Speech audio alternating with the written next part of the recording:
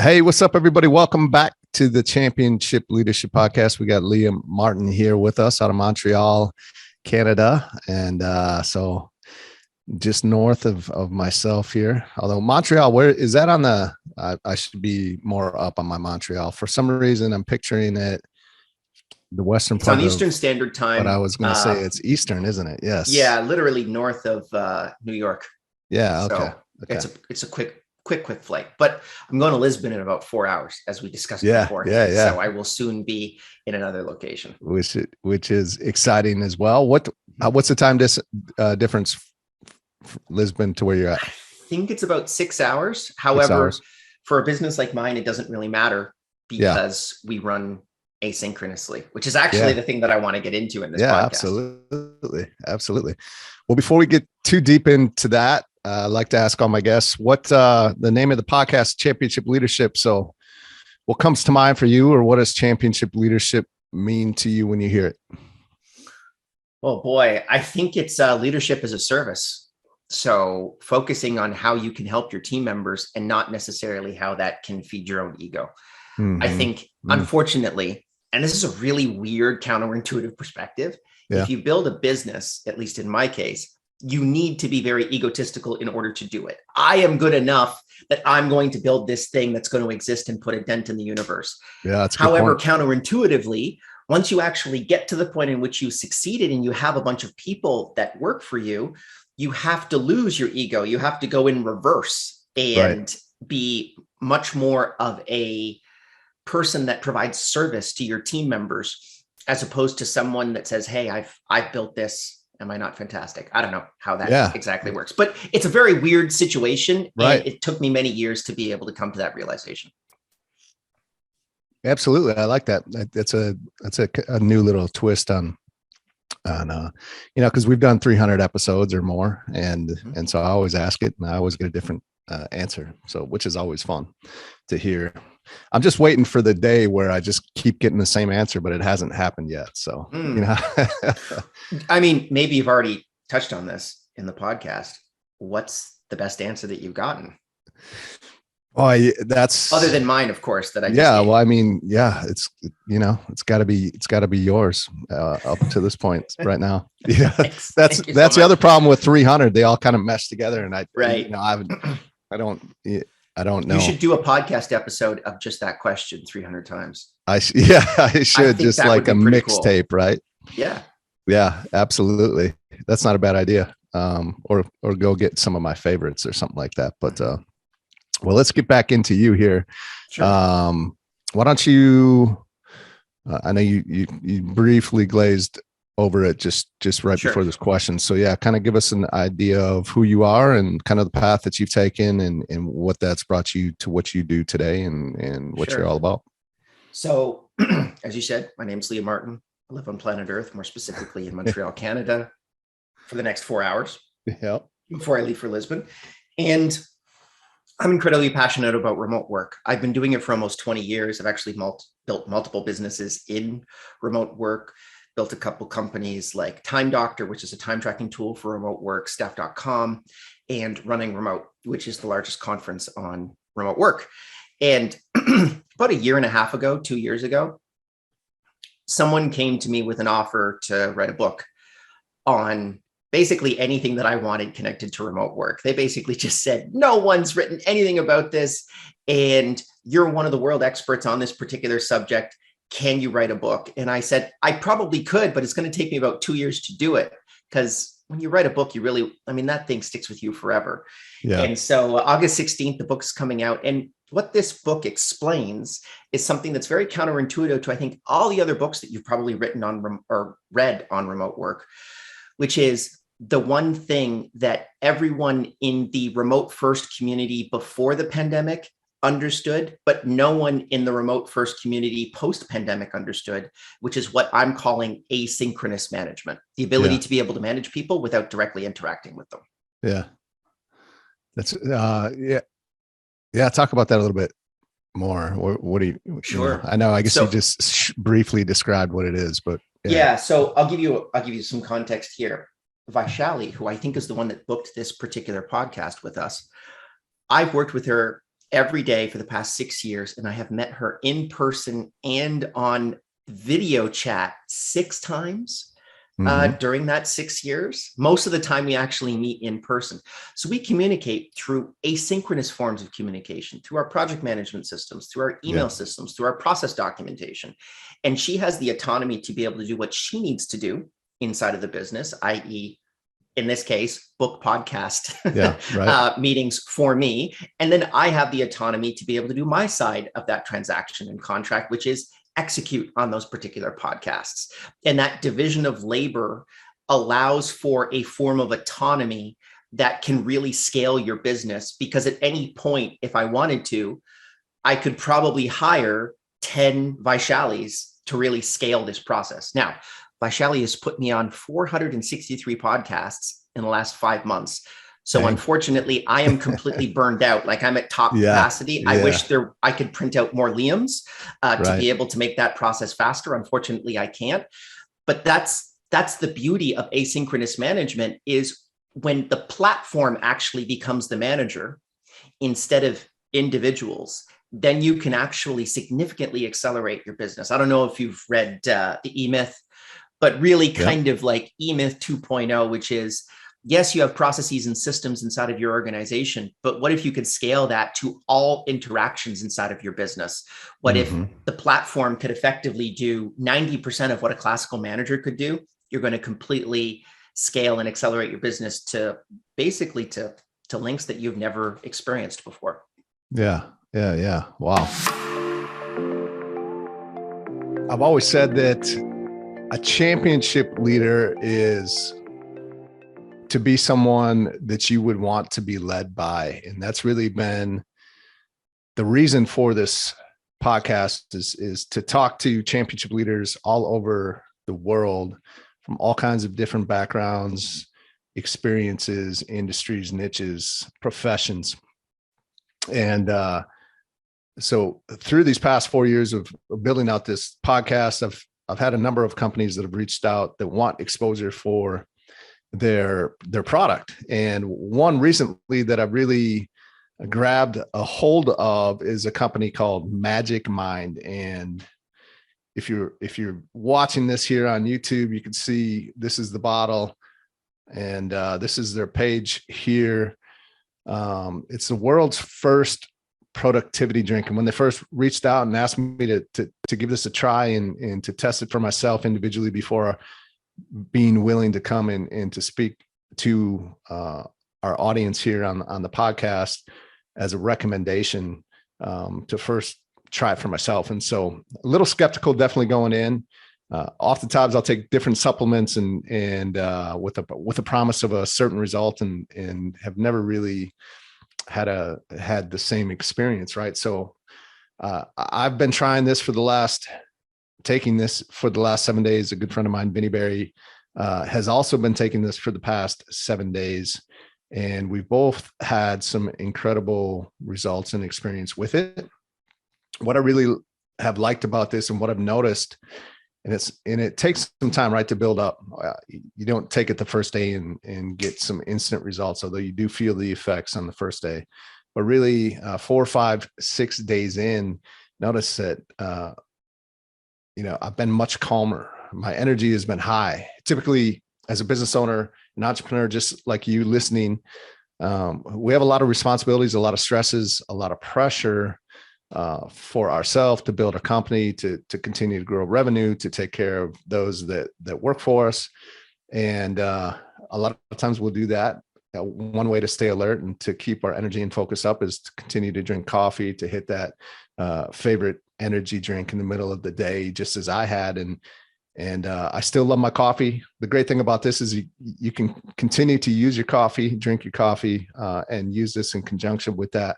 And so I'll have a cup of coffee in the morning, and then I take one of these. I just drink it straight. It tastes really good. It's got a nice open bottle. It's lightweight. It's plastic. It's recyclable.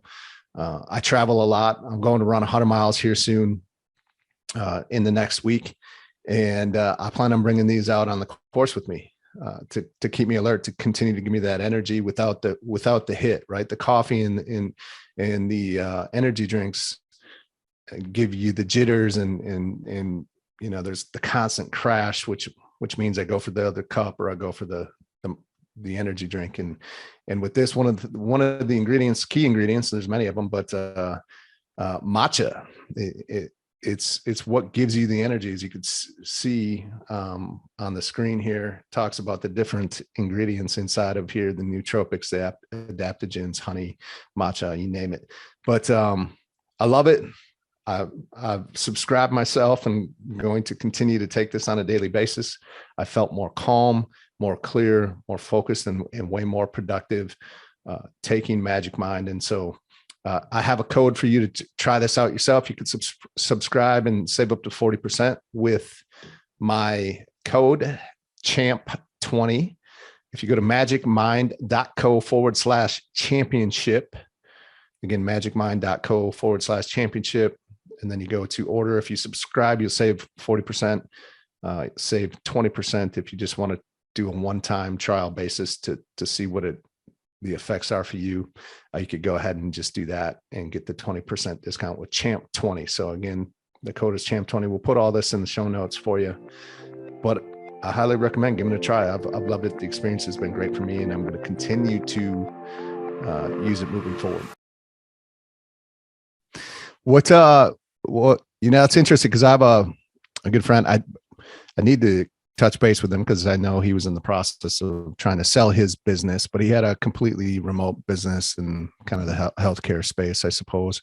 And he's like, yeah, I got 26, let's say, or 28 team members all over the country. And he's never met any of them except for like his sales guy. And I always thought that was really weird. And then, especially from like a leadership standpoint, right? I think of, man, it's just, in my mind, leaders, it's about relationships and connections and personal touch and getting to know your people. And obviously you can do it without the in-person contact because of you and what you do, and because of my friend. And, he seemed to do it fairly successfully, but it's really foreign to me. And I'm like, man, you've never gotten together with them, like not even like throughout the year, once or twice here or there to create maybe some of those relationships. But what is that important?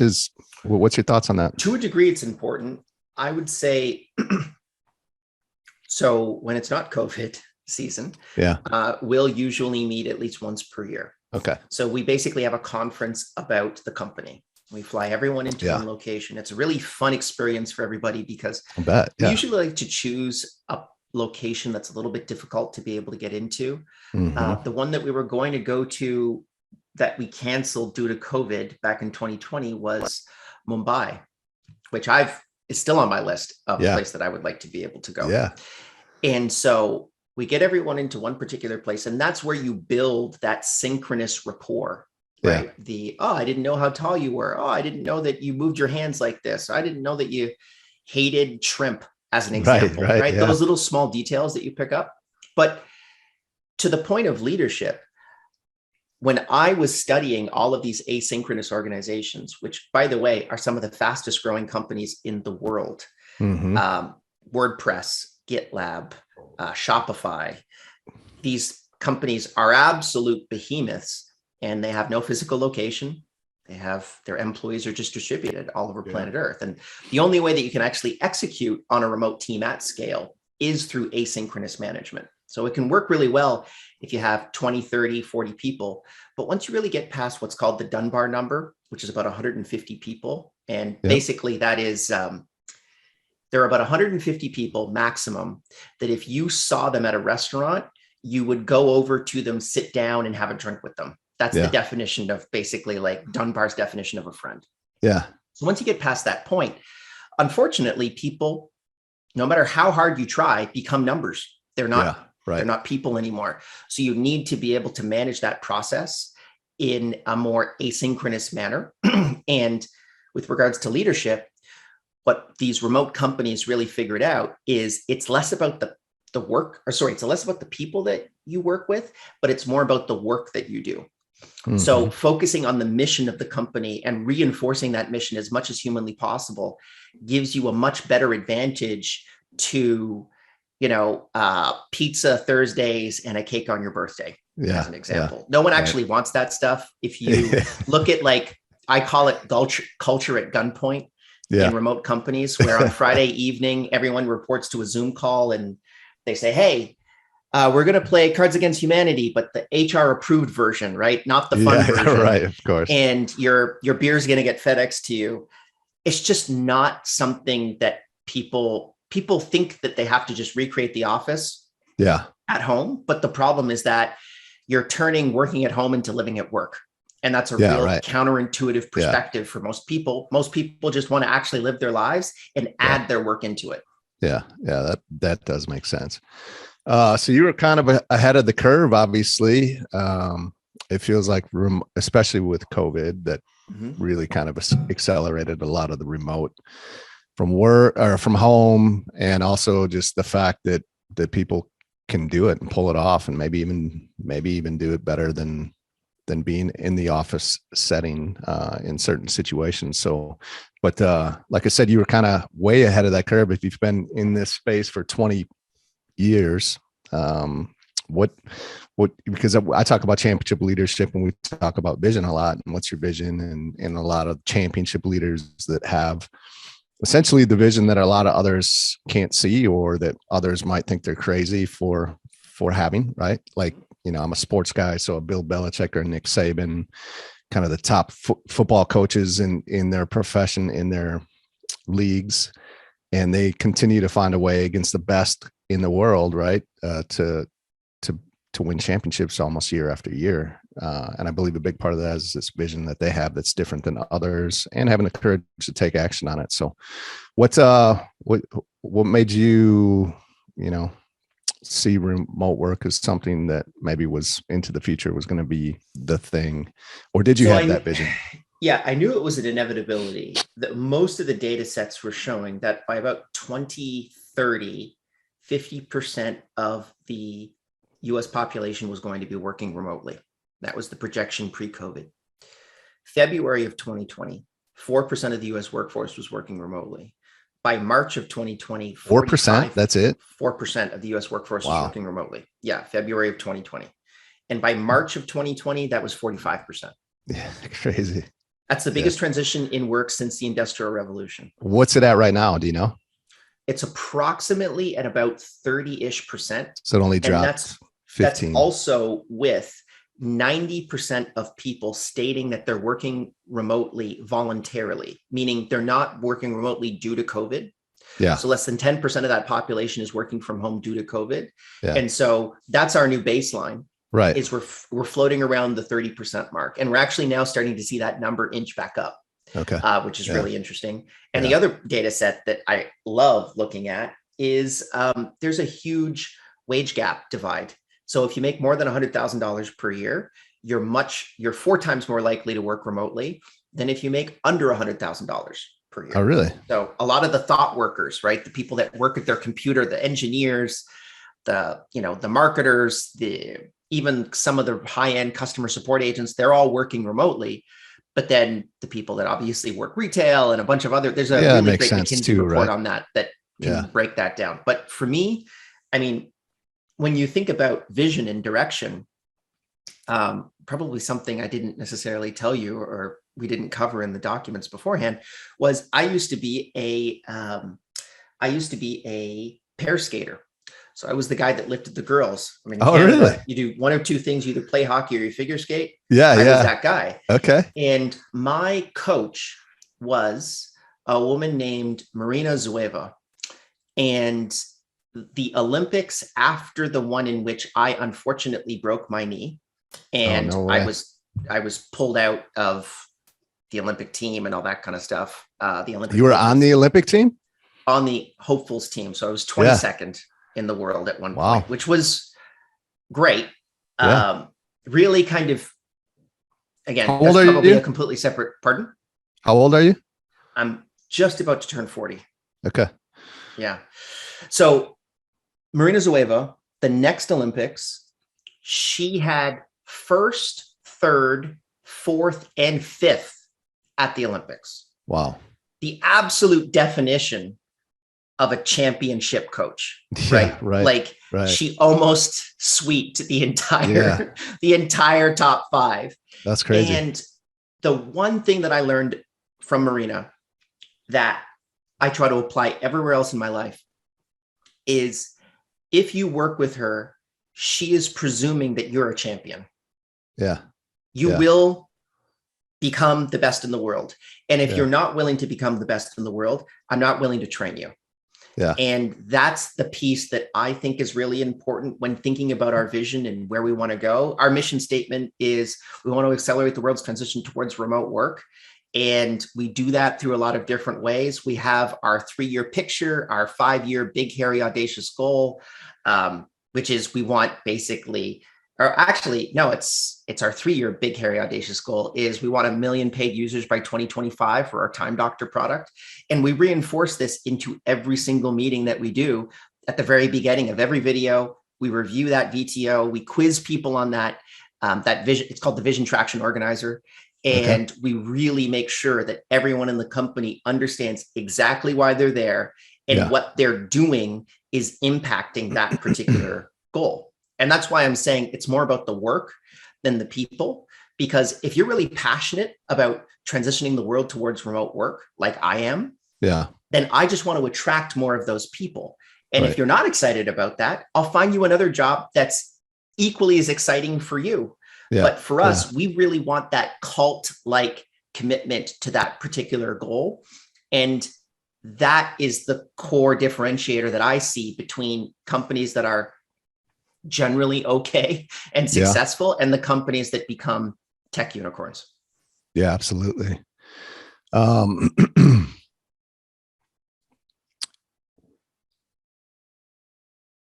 That's what brought you from Olympic level, right, athlete to planting your flag in the remote work world. Like how did that happen? Well, that was a weird, long journey. So for those of you that don't know, once you become a carded athlete in Canada, you get a small government stipend every year to be able to train. And it doesn't actually cover all your costs, but it really does help. There was a program called Own the Podium for the Vancouver Olympics, which was implemented about 6 years before the Vancouver Olympics. And they started to invest more because they wanted to, quote unquote, own the podium. And I think they got second for the Vancouver Olympics overall for the Winter Olympics there. Canada's always placed relatively high in the Winter Olympics. And so you get this stipend, and I was at the national championships, and I think I was 5th going into the 3rd event. So there's 3 events that you have to compete on, and the top 3 got to move on, right, to Worlds and Olympics. So I was on the bubble, right? Like I could have, if we had done really well, if we had placed 2nd, we would have been able to make it. And ended up actually smashing my kneecap on the ice. I didn't know it at the time. This was right towards the end of my routine, last 30 seconds, but I had actually smashed my patella completely and my kneecap. And so I finished the event, got off the ice, and I looked at the ice there, the boards, and I was like, why are there like EMS guys sitting there? And I'd been bleeding throughout my knee all over everywhere. So they took me in, reconstructive surgery on my knee, fixed everything up. But my skating days were over. And that is a huge hit to someone's it was your life, right? Absolutely. That was something I was doing 10 hours a day, every day. I hadn't had a chocolate bar in 4 years type of thing. Like I was just completely and utterly focused on that particular goal. And I had a bit of a kind of life realization. So I ended up getting into school on a prayer, university. I didn't have a high school diploma because I was actually I was through kind of a quasi athletic homeschool system. And so I got in. And the thing that was interesting is when I got into university, I had this huge complex because I had not finished my high school diploma. And I outworked every single student got a 4.0 GPA because I was just willing to sit, and I looked at school the same way I looked at training. I just sit and, study 6 hours a day, every day, and ended up getting to grad school, and ended up actually teaching my very first class at grad school. So for those of you that don't know, first and second year graduate students are usually the ones that actually teach those classes. It's not the professors. Sure. Started with 300 students, ended up with less than 200, and the worst academic reviews in the history of the department. And the department had been up and running for 136 years. I remember walking into my supervisor's office and I said, I don't think I'm very good at this. Yeah. And he said, no, you are not. And I said, okay, so what do you think I should do? And he said, you got to get pretty good at this teaching thing over the next 10 to 20 years before you actually get to do anything fun. So I threw a master's thesis under his door, and I was out into the real world about 6 weeks later. And I started an online tutoring business because I actually recognized that instead of traveling from student to student, if I just tutored students through Skype, I could double my pay, right? Okay, because I basically, or I could undercut the market. Drew that to a couple dozen tutors throughout North America and Europe. And that was my first remote business. And I recognized at that point that the ability to be able to work remotely really freed me from time and space. Work was something that I could take with me now, as opposed to being just stuck in Montreal or just stuck in Lisbon or Toronto or Minnesota or wherever the hell else I wanted to go. I could go anywhere I wanted. And I wanted not only myself, but everyone that worked for me and everyone on planet Earth to be able to have that capability. So that's really how that kind of journey started, was recognizing that remote work had this possibility space. And obviously the last 2.5 years have been crazy. We've gone through, as I said, the biggest transition in work since the Industrial Revolution, but the Industrial Revolution took 80 years and we did that in March. And no one's really recognizing the implications of that. I mean, real estate is going to completely change. The way that businesses are built have already completely changed. You don't know it yet, but these companies that have adopted asynchronous management and remote first methodologies are completely blowing away anyone that's inside of an office, because the largest cost to a P&L to any company is their office space. Fundamentally, it's actually the second largest cost outside of their people. And by removing those and minimizing your managerial processes, because you can actually make the platform the manager, you can accelerate work in a way that it basically just grows on its own. It almost kind of like grows like a virus, which is very exciting, at least for me, because I've seen so many other companies do this fantastically well. Yeah. Well, the fact that you were touching on, getting into what you do and the remote work and the ability to really, no matter where you are, be able to do that. On the flip side of that is, you're getting ready to go on a vacation. How hard is it for you to turn it off and not do work and spend time with family and take time for yourself, when no matter where you are, you could work and you could sneak this in and that in and sure. The lifestyle piece, I guess. So I think there's two conflicting issues that I kind of have to discuss there, which is inside of asynchronous management, we don't own a position, we inhabit a position. So I do not own the position of CMO of the company, which is what I am. I currently inhabit the position of CMO. So at any point, I can delegate that responsibility. And I actually need to have all of my processes and systems in place that at the drop of a hat, if I get hit by a bus tomorrow, my VP of marketing, VP of growth, and my VP of sales can basically run themselves without necessarily reporting that information back to me or interacting with me in a significant way. Yeah. Okay. So when I actually wrote the book, the book's called Running Remote, I just basically said, hey, this is a more important problem connected to our mission, which is helping the world's transition towards remote work. No one knows how the heck to do this at scale. We got to write the book to be able to actually figure it out. So see you guys later. I'm working half-time. And, and they picked it up without any problem whatsoever. Yeah. And so I can leave that position and basically no one will notice that I'm gone. And that's actually, I mean, it's definitely hurtful towards my ego, but that's exactly the way that businesses should be run. That's how you want it, right? Yep, ultimately. The other side of it is, the hustle, right? That entrepreneurial DNA that everyone has inside of them, or well, maybe not everyone, entrepreneurs have inside of them, which is, I always want to kind of do something more. So that is hard to turn off. But unfortunately, I think that's just the way that, people like us are bred, unfortunately. And that's in some cases a curse. So you need to be able to minimize that. My wife's also an entrepreneur. So we both kind of actually feed into a really negative stereotype to both of us, where we're just kind of working 12, 14 hours a day, but we are going to try to take a week to just disconnect, remove ourselves from, the day in, day out. And the beauty of it is with asynchronous management, you can actually do that. Yeah. Well, good for you. I think that's important. Definitely. So, we kind of one last question here for you. One last main question here for you.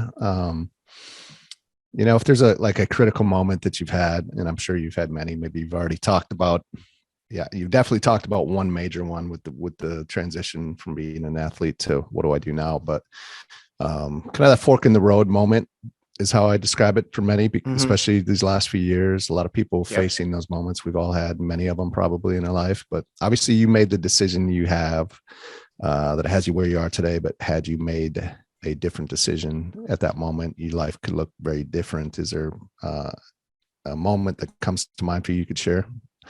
I think there's a lot of strength in here and how people did handle and decide in those moments to get them where they are today or where they want to go. COVID is one that I think almost everyone can point back to. And I remember March, April, May, no one knew what the heck was going on. Right. And actually, my old supervisor, the one that said I wasn't very good at my job, gave me a fantastic piece of advice. He used to work, or I think he still does work, for the United Nations Immigration Board. So basically, he works on trying to figure out how war-torn countries can move their people efficiently out of that particular country. Sure. And he said, Liam, whenever there's a natural disaster, war, hurricane, whatever it is, the people that move usually survive, and the people that stay put don't. And I remember around March, I thought, wow, this is pretty crazy, this COVID thing. It looks like a whole bunch of people are working remotely. And I remember when your President Trump made that address, I went back to the team and I said, this is our time. This is our silver lining.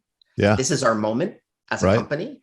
And we need to take full advantage of it as quickly as humanly possible. And we moved.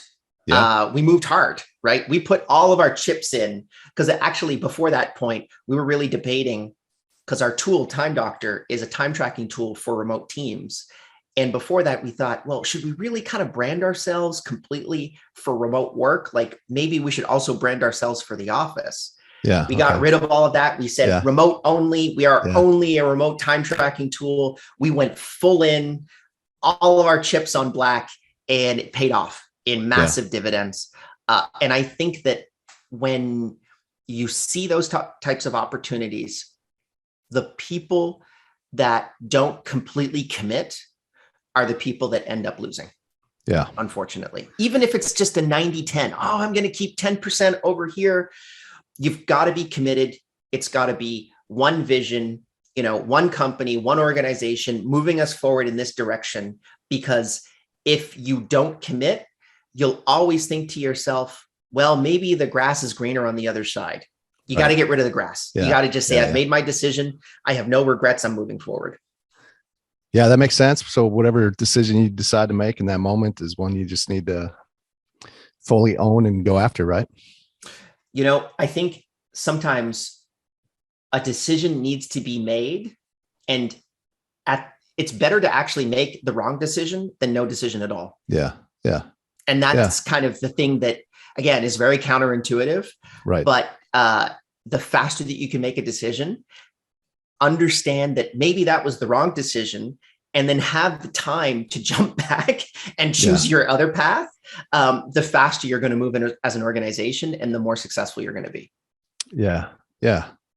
That makes sense. What, the last question here, if there are one or two things you could leave with the listeners today that if they were to implement and take action, help move their life forward today, what might that be? First one would be read my book, because it's awesome. Yeah, absolutely. Where are we going to find that, by the way? Everywhere, if you basically? If you go to Amazon, type okay. in Running Remote book, you'll be able to find it. It's coming out August 16th. And I would probably say the second thing is remote work is no longer a nice to have, it's a need to have.